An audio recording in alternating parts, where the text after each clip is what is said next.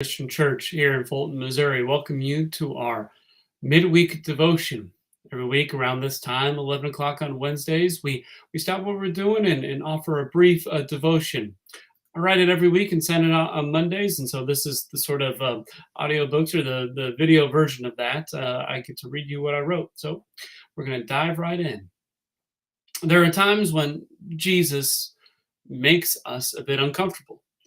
Whether it's a confounding parable about how everyone is doled out the same amount of grace, no matter how long you've been working for God, a teaching that challenges our self righteousness, like how he told the crowd's anger is worthy of as much judgment as murder, or how he throws out ideas about self preservation and boundaries to the wind. He throws them to the wind when he allows his private prayer time to be interrupted by the needs of the people.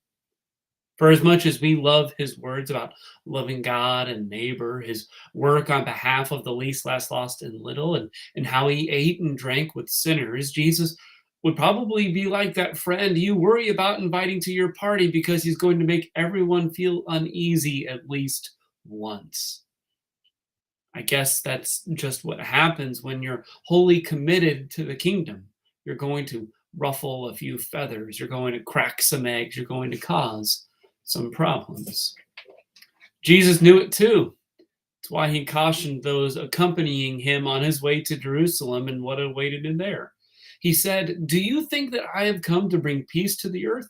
No, I tell you, I have come instead to bring a division.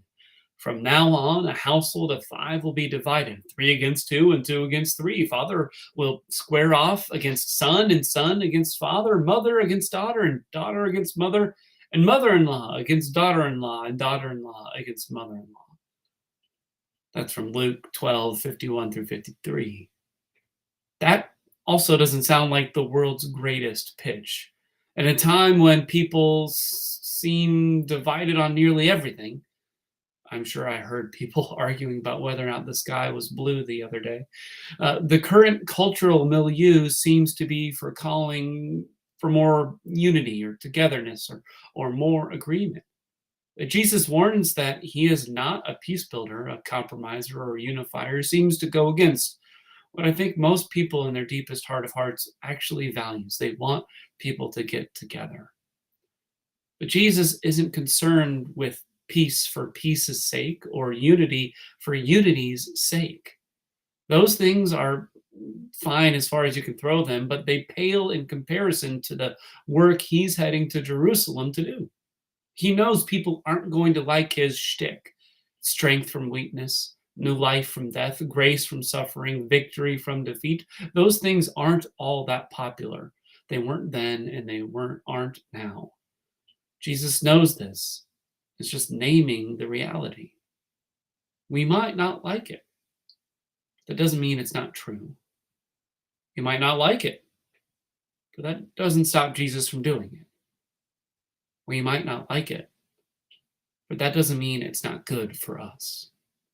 In fact, the fact that Jesus is holy and completely committed to bringing God's grace and mercy and love to the world is not just good, it's good news for you and for me.